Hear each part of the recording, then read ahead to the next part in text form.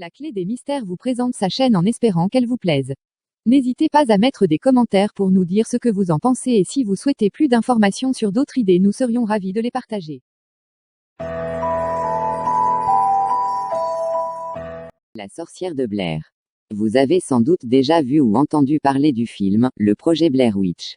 La sorcière dont on parle dans ce film a réellement existé. Ellick Edward habitait dans le village de Blair avant qu'il ne soit abandonné et rebaptisé Burkittsville.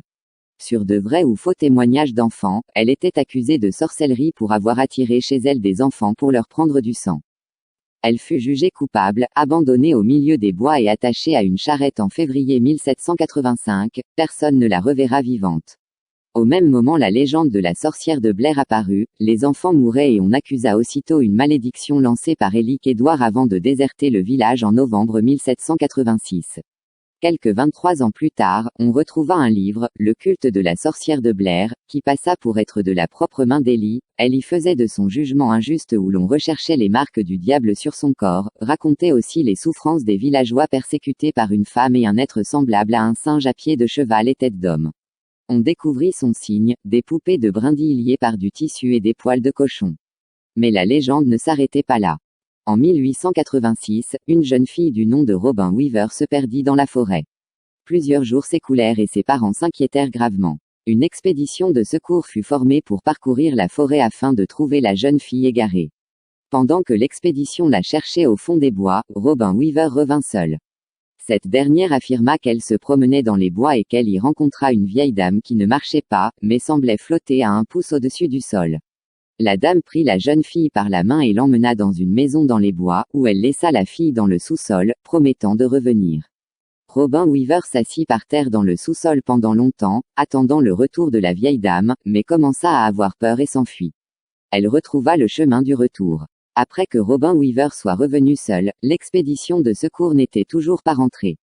Ainsi un deuxième groupe de recherche fut organisé pour les retrouver. La recherche se termina à Coffin Rock, la deuxième équipe affirma avoir trouvé les corps des membres de la première équipe dépouillés de leurs vêtements, attachés les uns aux autres en pentagramme sur Coffin Rock.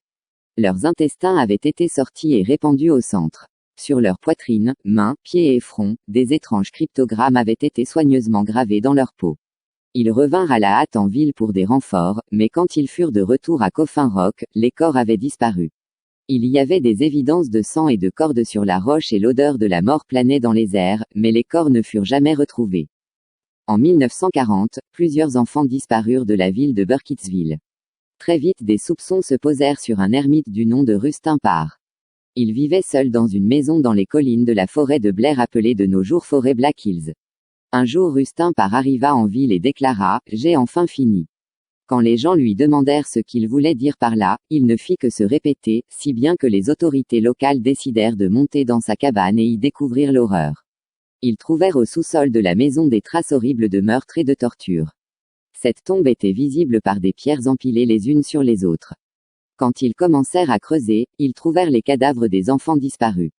Ceux-ci avaient été traités un peu comme les victimes de Coffin Rock. Des symboles avaient été découpés de leurs visages, mains, poitrine et pieds. Rustin Parr avoua en cour qu'il avait pleinement conscience de ce qu'il faisait, disant qu'une voix de vieille femme lui avait tout dicté. Après la mort du 7e enfant, la voix lui dit qu'il était enfin libre et qu'il devait aller en ville tout avouer s'il voulait qu'elle le laisse tranquille dorénavant. Il fut condamné à être pendu haut et court, et sa maison fut brûlée.